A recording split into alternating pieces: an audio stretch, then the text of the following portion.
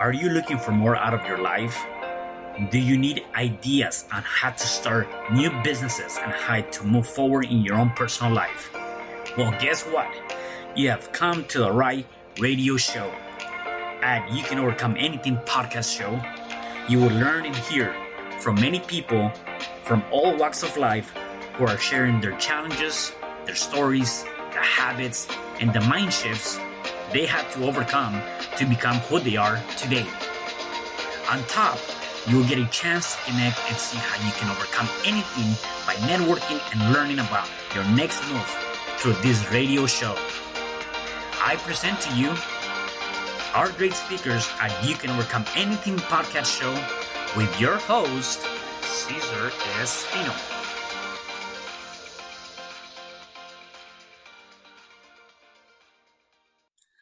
Hello there, and welcome back to another episode of You Can Overcome Anything podcast show. It is your host, Cesar Espino, and today I have a special guest. His name is Kyle Moses.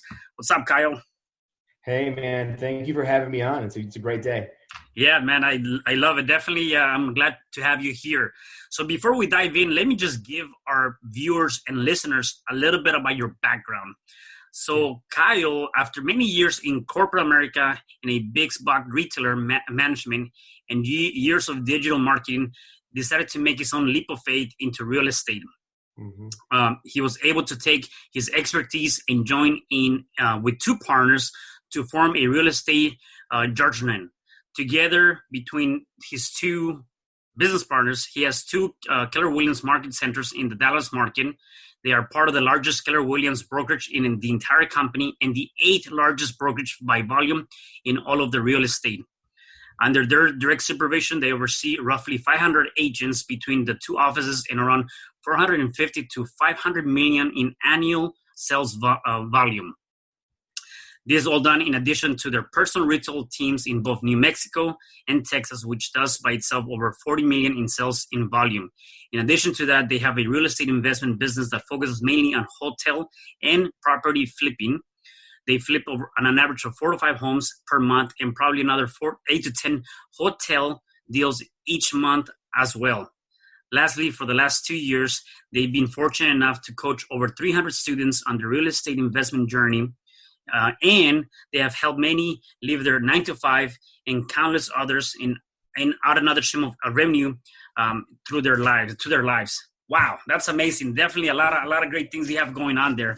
And so definitely I want to tap into all of that. Before that, though, tell me about your upgrowing and where were you originally born and how was your childhood? Yeah, so for me, I was born in this town called Oshkosh, Wisconsin. So for people, Oshkosh Bagosh clothing is something that people have heard of before. That's where it's from. So okay. Yeah, so like throughout my military career and things like that, people be like Oshkosh Bagosh. Yeah, that's me. But you know, it's I grew up in one of those, I guess, like fairy tale broken homes. Okay. Parents divorced when I was really young. I lived with my mom. And we were on, government assistance, state aid. I mean, it's difficult for me to talk about because to me, it's not a, when I tell people my story, it's not a pity story. Mm-hmm. I'm like, I am where I am today because that happened. There was, alcohol abuse, physical abuse. I mean, it was truly a pretty bad upbringing. All that to be said, but the thing that I am super fortunate about is that I tell people, like, I am where I am today because people who didn't need to gave a damn about a kid, and they saw things in me even when I didn't. I had plenty of opportunities to be a knucklehead and go off the beaten path, and people who really just are good people, help steer me in the right direction. It's then it's just a lot of overcoming the limiting beliefs. When you grow up with people who are poor, like I still go back to the area where I'm from and it keeps me grounded. I mean, shoot, the house that I grew up in, it's like a $20,000 home. Wow. I drive a vehicle that costs more than that, which is not really saying much, but yeah. but so yeah, it's it's been a journey, man. I've lived a full life is what I tell people. Yeah. And you know what? And one thing though, that I think is so important, or like, I like what you mentioned, and is you are who you are because of who you were in the past. And sometimes I tell, one of the things that I tell people is that they allow the fear to take away the opportunity. And so, if you don't allow that fear to take away that opportunity, then the opportunity is going to be endless, right? Number one. The second thing to that is that I think a lot of people get hung up on that. Like, they become the victim. They become this mentality, though, that, hey, I'm a victim to the society. I'm a victim of being born to a poor family. I'm a victim of not having this. And therefore, they decide to stay there without realizing that sometimes you got to go through that little bit of pain to come out on the other side with a bigger purpose. And that's kind of what you did. So I want to learn more about what were some of the influences besides people seeing something that perhaps you didn't see on yourself. And that's a lot of times, right?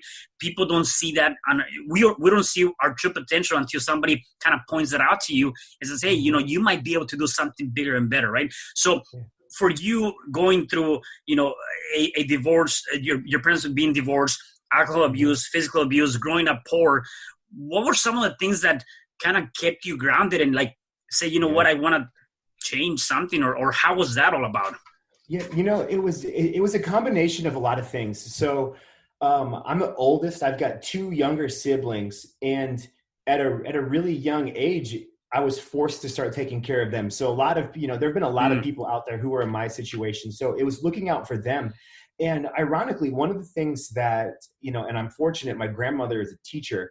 And so when things would get bad at home, I would read, and I would read different books. And so what it was is that I started to develop this why not me mentality at a young age, because I'm reading about these things. And honestly, like, that was the best thing to ever happen to me. It was like autobiographies of leaders like Colin Powell and people who have been through similar upbringings. Is like, wow, they made it. And so then the biggest question that you have to ask yourself is like, how? And so that was the big thing, is like between education and athletics, like that's, what got me through all of that. And that's where, that's the one area that has put me in front of the right people is, by virtue of reading and being well studied, I was a good student and I was an okay athlete, but that allowed me to get in front of those people who saw something in me. And it wasn't until I became an adult that I realized just like how truly like bad my upbringing was. Cause I always joked, I'm like, I thought it was cool that I got free lunch at school. I didn't have to pay for school supplies. And for whatever reason, my friends, their parents were always okay with me staying over on school nights. So I thought it was cool. I didn't realize until I became an adult and like, reconnect with those friends and their parents, like, your parents just weren't good people. I'm like, oh, okay. Like, I was just too dumb to understand. Wow.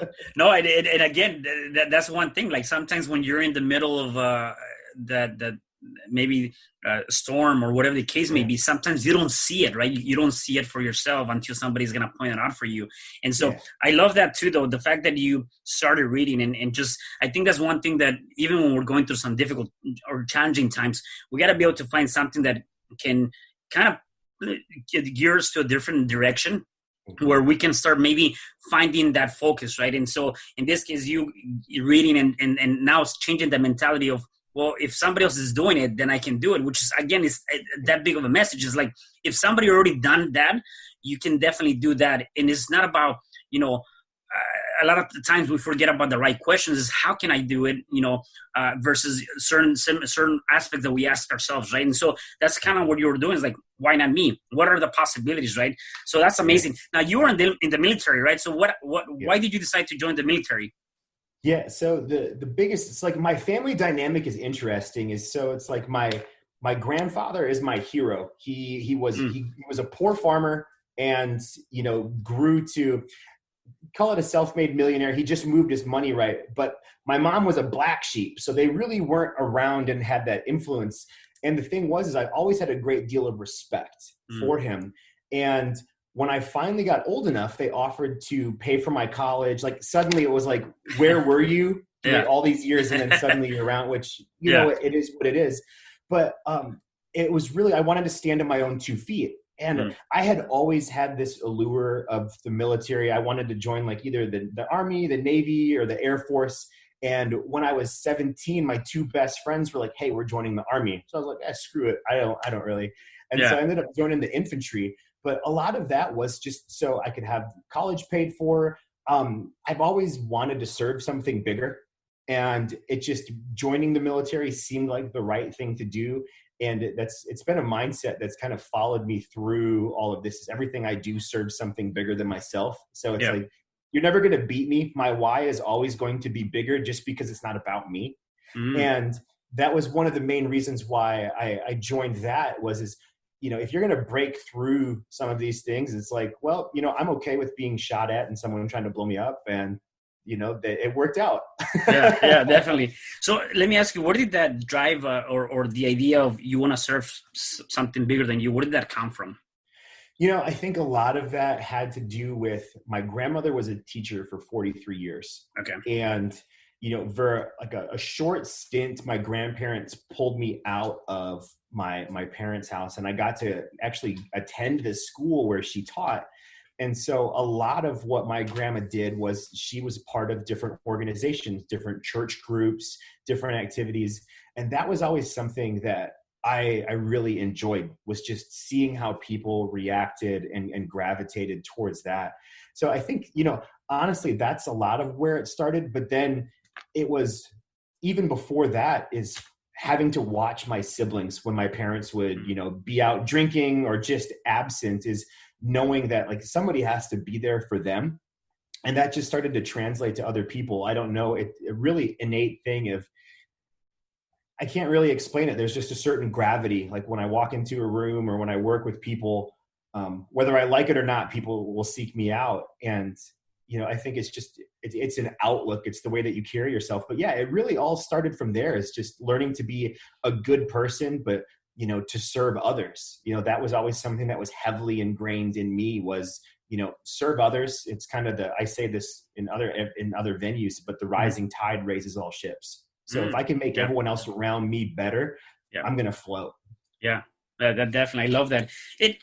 How would you define your why? A lot of times people are told, find your why, find your purpose.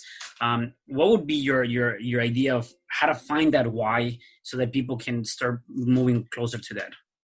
When I talk to other people about whys, because it's a lot of times it's surface level. I'm like, your why is something that sticks with you when you get punched in the mouth repeatedly over and over and over again.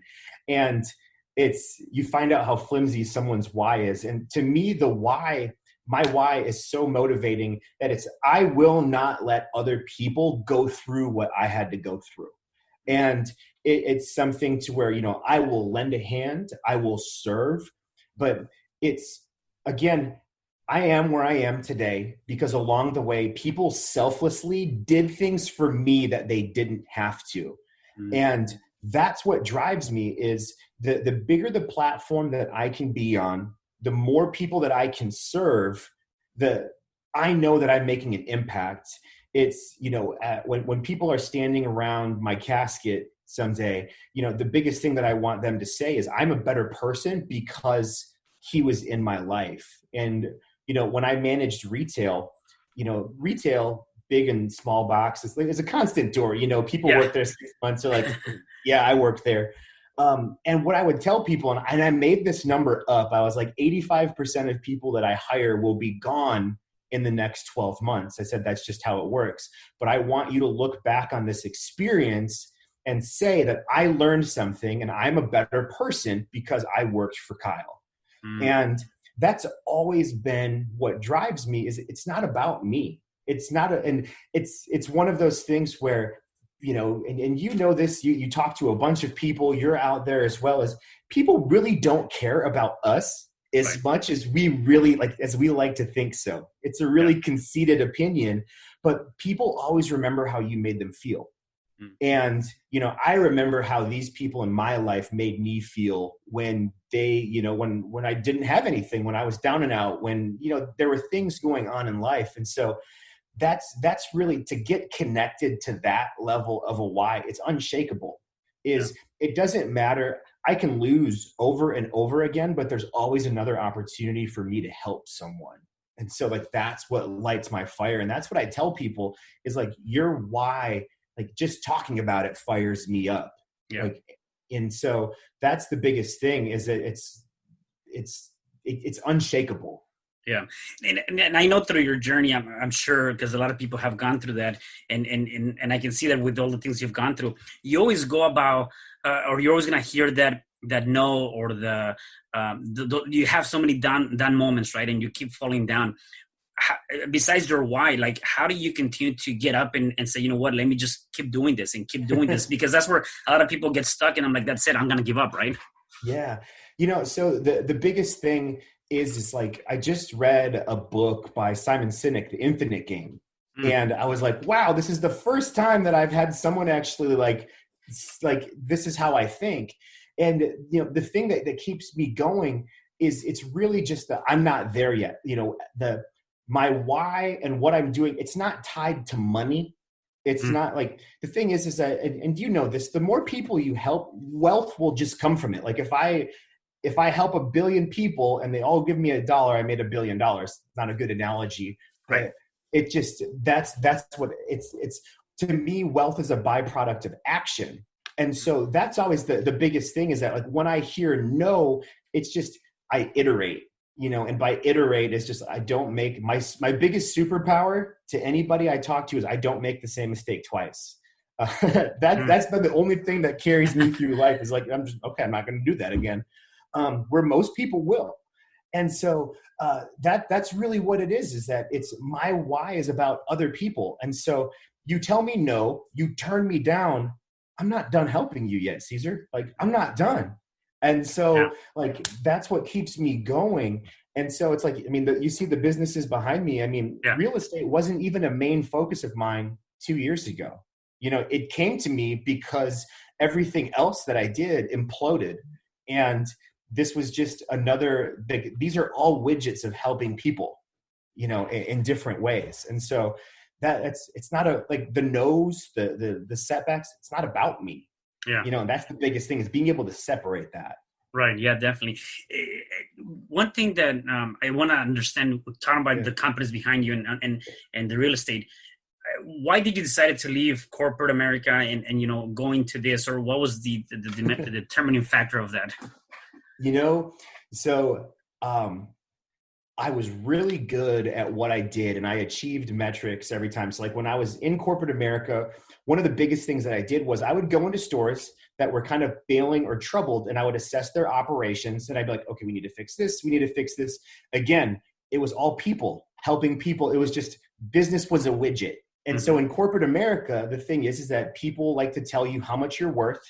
And anytime that I wanted to promote or move up a level, I'd be like, well, no, you haven't been here long enough. Yeah. I got sick and tired of someone telling me how much I was worth. And so that was, but to be honest though, again, coming from where I did, I had a lot of very limiting beliefs.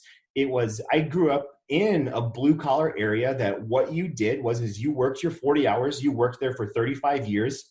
You lived a mediocre life and that was it. And so, it took me probably longer than it should have to become a full-time entrepreneur. I had always had multiple jobs and side hustles and there was never any one thing going. I don't even have one business right now. But the biggest thing is that I was afraid to bet on me. I was afraid to move the chips in the middle and really finally see for myself what others saw. And, it got to a point to where my ex-wife was just like, you know what, you need to do this. This is killing you.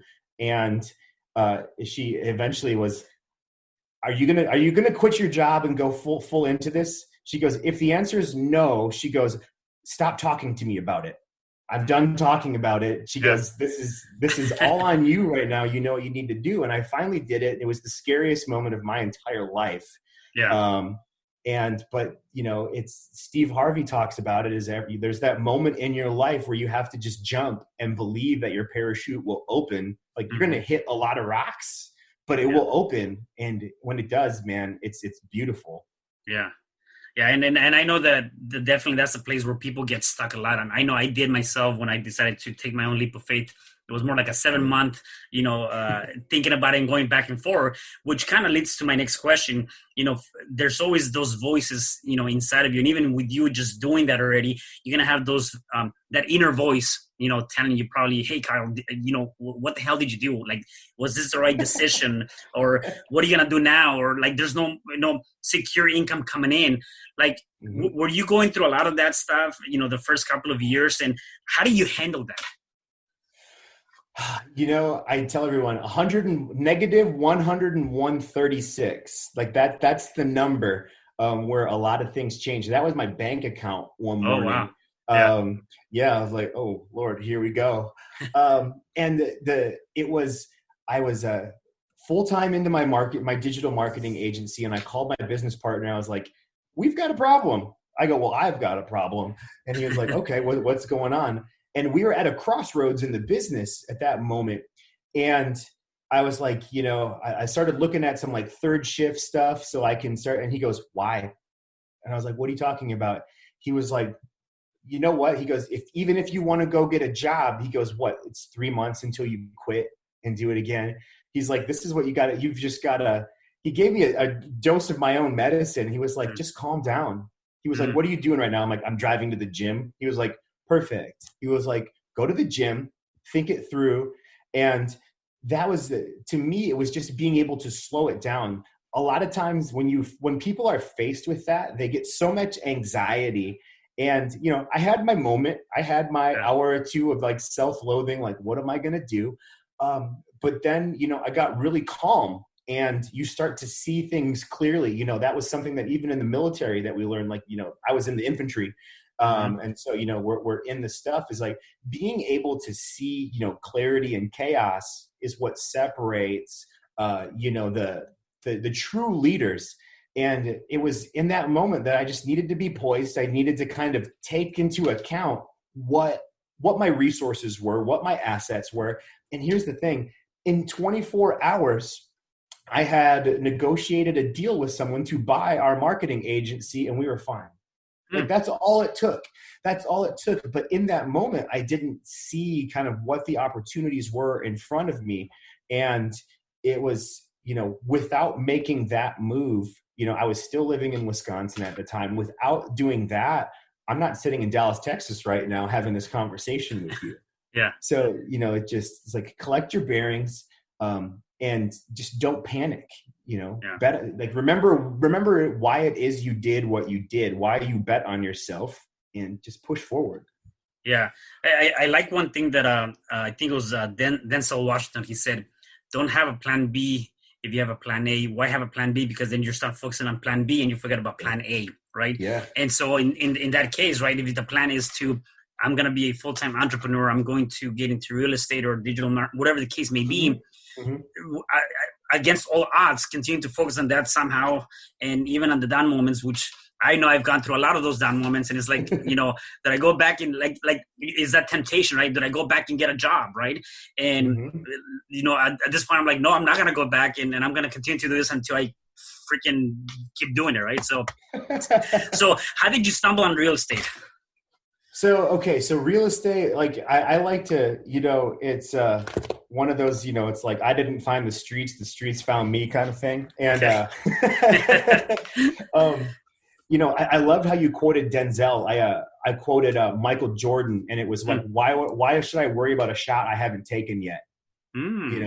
Like why worry? But the real estate thing. So in digital marketing, like we had worked with real estate agents doing their digital marketing all over the country. So it had always been there. It was part of our niche, one of the niches that we worked. And it's funny. For those who practice faith, like the Lord he's a very funny man, or being, we'll say. But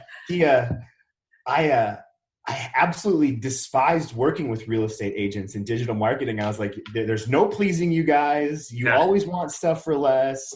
And then all of a sudden, in February of 2019, 18, 19. Yeah, something like that. Our marketing agency. So we had sold my digital marketing agency. I was now running a new entity, which brought me to Texas.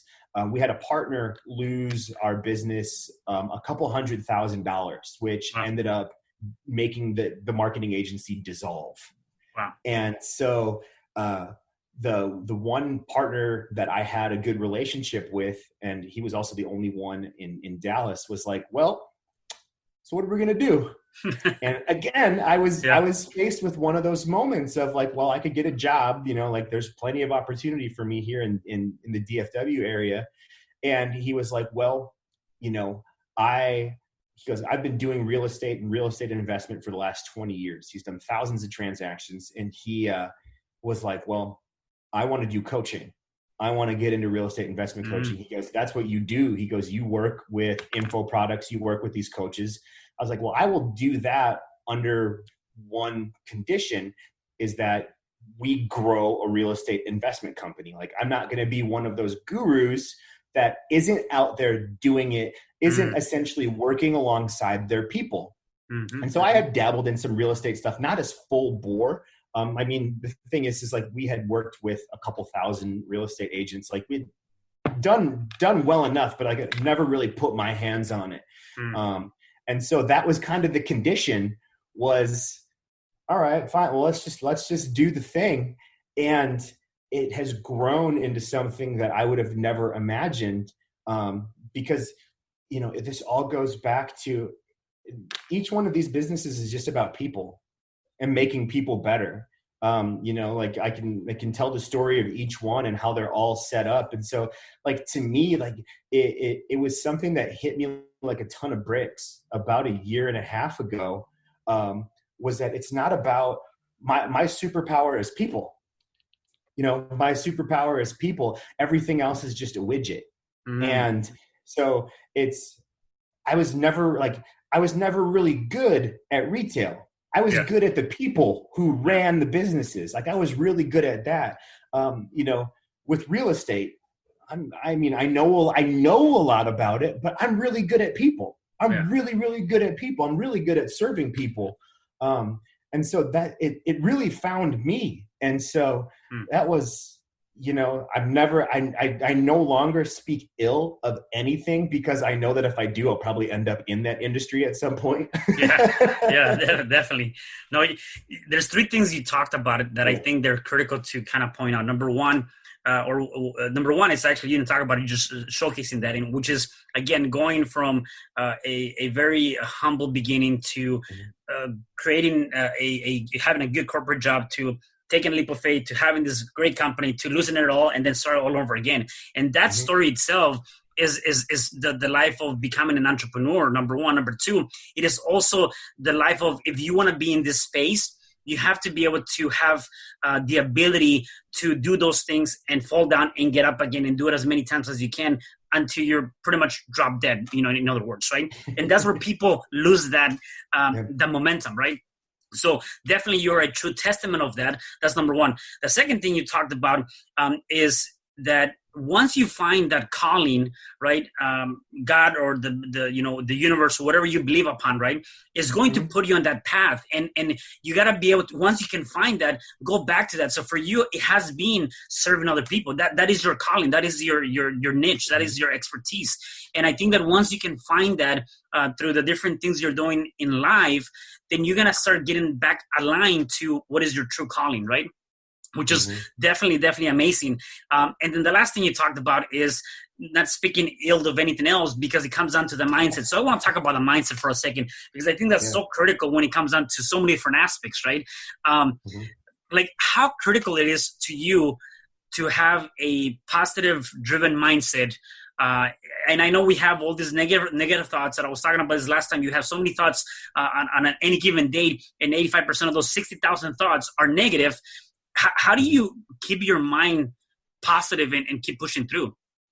Yeah. So the biggest thing is, it's so funny. I had this, I did a live on my own personal page and in our Leading Through Change group. Mm-hmm. I was joking. My hook was, I was like, Mercury is in retrograde, it's, the people who follow that stuff, that's all fun and well. Cause I was getting into a funk. The thing is that I love, when Tony Robbins talks about it, the stacking gratitude, Mm-hmm. when I do my team calls, I stack wins. But as far as the mindset goes and I tell people this, I control the controllables in my life. And so there are certain few things that I can control. The number one thing that I can control is my routine. And, I was very open with my audience on Monday when I talked about this. Is I was just, I could feel myself slipping. Father's Day is one of those, it's like, it's a day of self-loathing for me, just because it's like, I've never had that father figure in my life. And so, I was like, okay, cool. It's like you just try to stay off social media. Yeah. And I was like, it got to be the end of the night and I was like, I am not going to allow myself to start the week like this. And so I was, it's being very accountable to it. So like as far as having a positive mindset, one, control the controllables. So it's like, routine, but then accountability to your thoughts. And so that's always the biggest thing, is that the fastest way to start feeling more negative emotion is when you start blaming other people for the way that you feel. I always tell people, I was like, if you have a problem with something, you are the one with a problem. And it's, because it's like right now, like, you could be saying a whole bunch of negative things to me, and I'm the one with a problem of what you're saying, and so that's those two things, your routine, and being accountable to your thoughts, because you can reverse engineer your day. And so like for me, it was, I exercise. I make sure I exercise every single day. I have a morning routine that I had gotten away from for a little bit, where, I take a walk. I go on an hour walk, but I listen to books. And to me, that just opens and expands my mind. Like, these are things that work for me. I start to control my diet. I'm one of those people to where if I start eating trash food and stuff like that, don't get me wrong, I indulge, but I recenter it as much as I can, because for me to be effective, I have to be the best version of myself. And if I'm not doing that, then I'm letting other people down.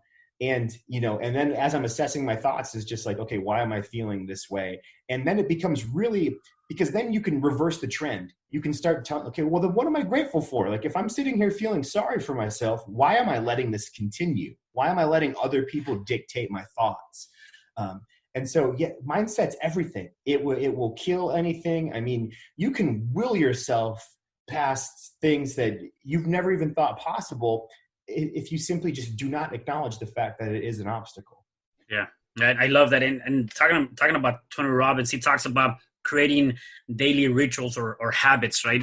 And so I believe that those are critical. And you mentioned some of those, exercising, listening to audiobooks or reading, things like that.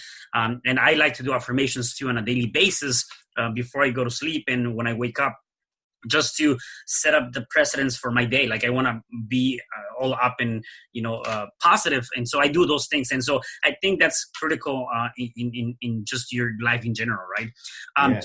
Let's talk about the idea of coaching over 300 plus students and how has that experience been, not necessarily, well, actually in all aspects, not only helping them, but also helping yourself. Because I believe that when you're giving back, there's something that comes back to you. And what is that for you, that gratification or?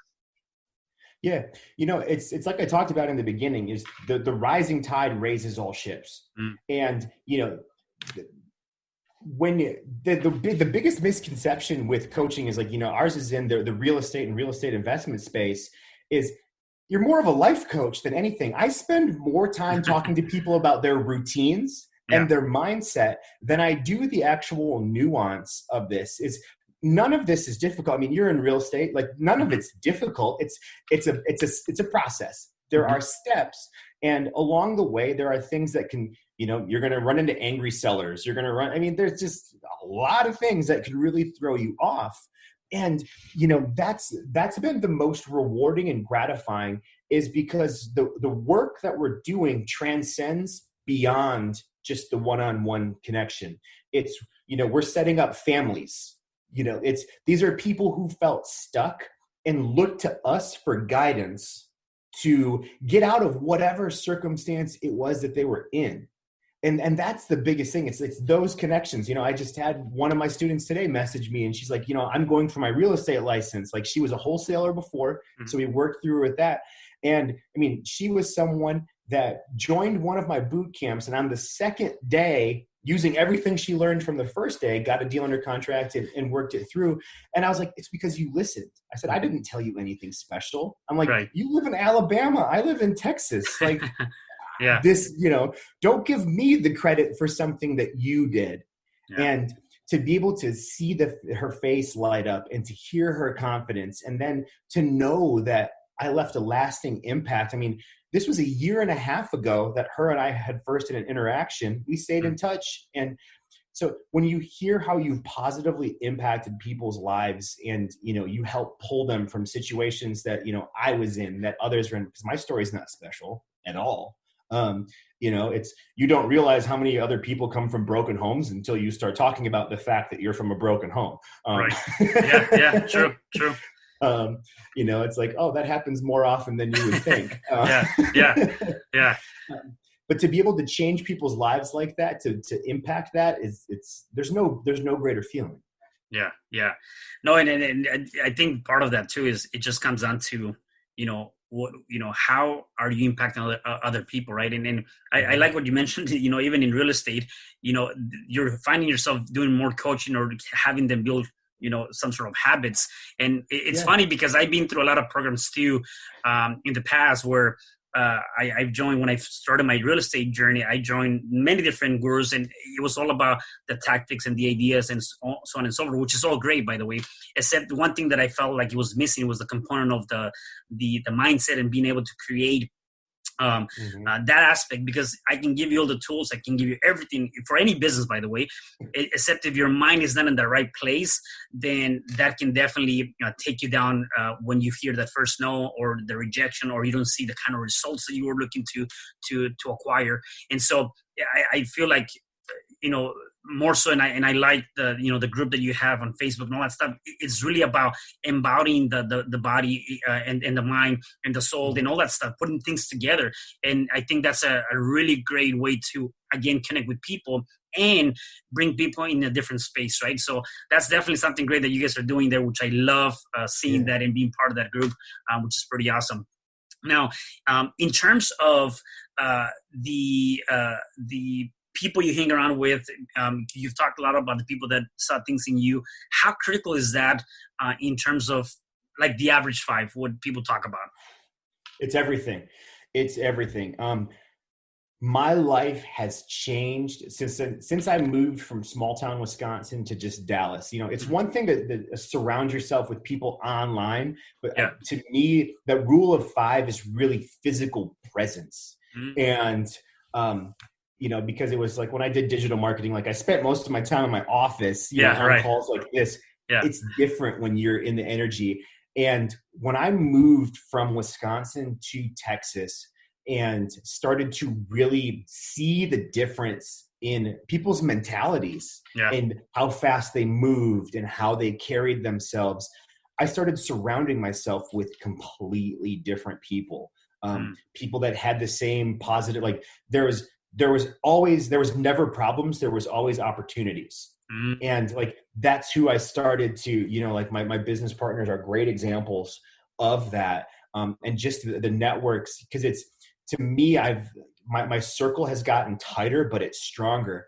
And you really have to be willing to take inventory of who is around you. And I think honestly, me breaking that chain and leaving where I did to come down here helped, because if you've been in a certain area for so long, it's hard to 86 some people from your life. You know what I mean? Like it's just the roots are deep.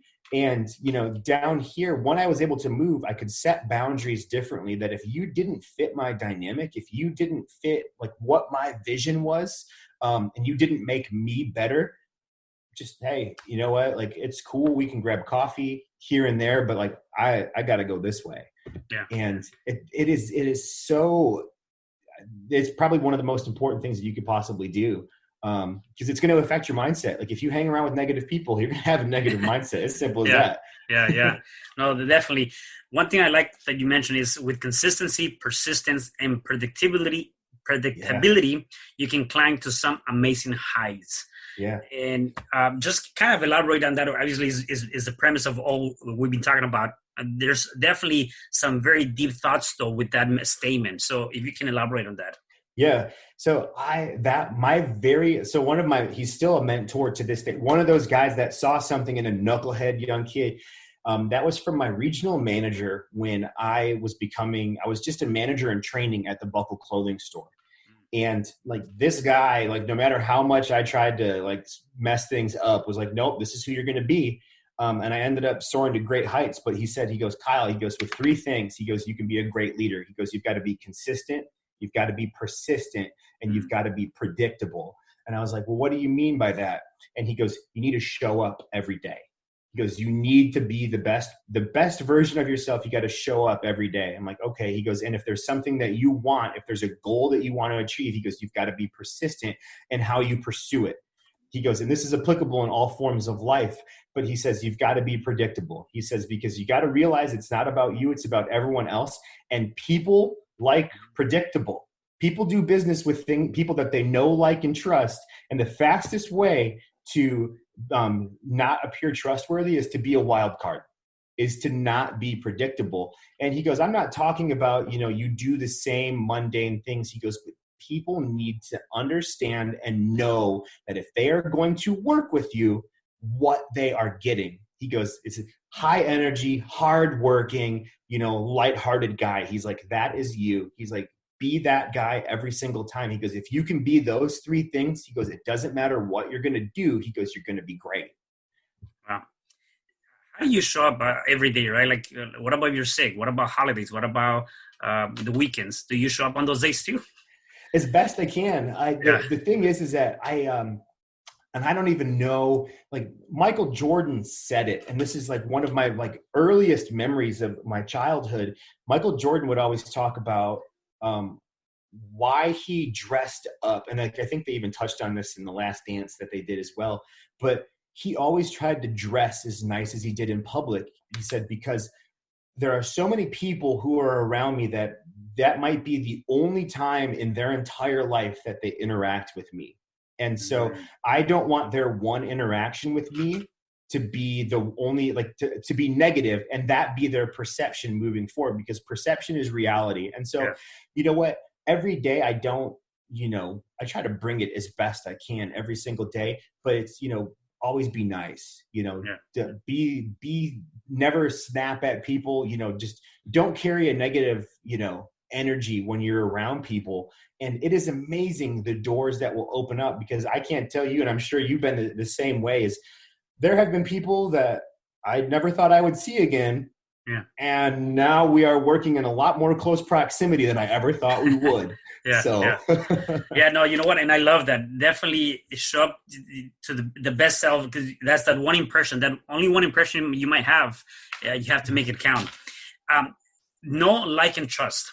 Yeah. How do you get to, in any business, real estate or whatever, right? How do you get to that level of being able to get people for them to know you, like you, and trust you?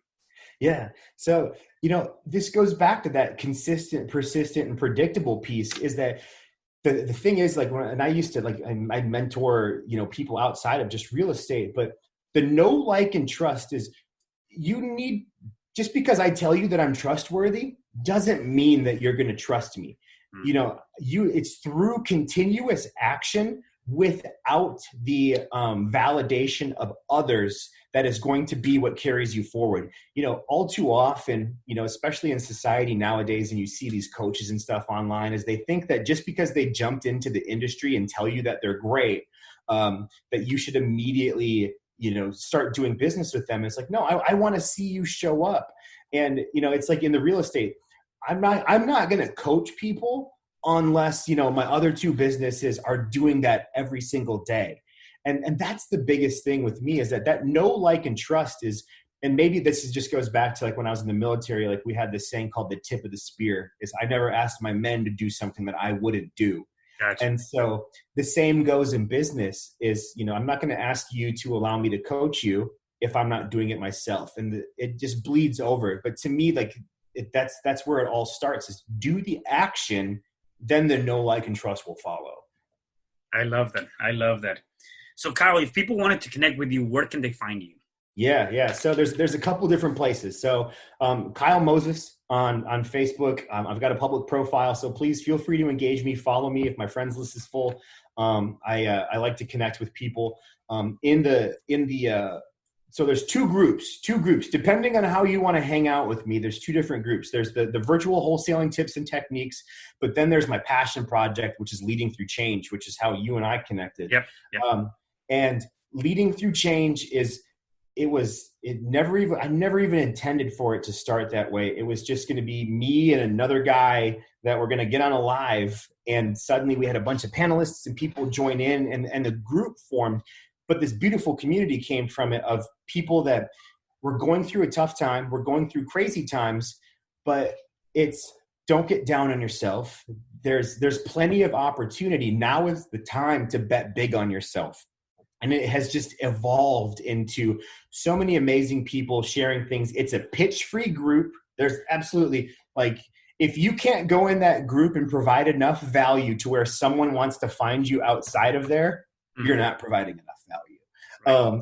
And that's what I tell people. And so, those are the main places. Even you can follow me at Klemmer on Instagram. I mean, it's social media, there's plenty of, they'll find you, right? Yeah, absolutely. If you found enough value in what we're talking about today, you'll definitely, be able to find me. But the biggest thing is just being able to come on shows like yours and be able to provide value. It's not about me, that's the biggest thing. Definitely. And I have one last question for you. Yeah. And you've given us a lot of great tips, by the way. So let's see if I can get one more from you. So if our listeners or viewers are going through some sort of challenge, what is one thing that they can do now to start overcoming that challenge? Small steps cover great distances. And and what I mean by that is you're not going to change something overnight. You're not going to change something next week, next month, maybe not even next year. But if you take a lot of small steps, the one thing that I can tell you is don't ever be afraid to stop and appreciate how far you've come. You might not be at the objective, but you're still a much different person at that, wherever you are, than you were before. I'm not the same person I was a year ago, 2 years ago. And that was always the biggest thing is, small steps cover great distances, but never forget to appreciate the journey. And that's going to be, if you're in a hard spot, is, appreciate those small wins, because I can promise you, when you start stacking gratitude, you start building momentum, and good things will follow. I love that. That's definitely a good message to pretty much end this. Kyle, thank you again for being here. I really appreciate, you're taking the time to speak to us. Is there anything else that you want to share with us before I let you go? No, man, I appreciate the opportunity. I hope people find value in this, but this was amazing. This was a blast. Awesome. So definitely. Again, thank you so much. And for the rest of you guys, please do me a favor. Make sure you come into this podcast, comment, share, like, and please follow us at You Can Overcome Anything podcast show on your favorite platform. I will see you at the next episode of the show. Goodbye. Hi, I'm Cesar Espino, real estate investor, business coach, and consultant, and author of the book, You Can Overcome Anything, Even When the World Says No. My number is 424-501-6046. In my book, I talk about making the necessary changes to shift your mind for prosperity and certainty. Pick up your copy at Amazon. I also love helping families with their real estate and can purchase your house fast and all cash. Follow me on Instagram, Facebook, and LinkedIn. My number is 424-501-6046. Thank you for having me today. I am so glad you tuned in to this podcast. You can find me at Spreaker.com, where you can like and subscribe. And to learn more about myself and my services, you can find me at www.cesarrespino.com, or you can also find me at Facebook under Cesar R. Espino. Once again, thanks for joining me. I am looking forward to having you at the next episode. and know that you truly can overcome anything.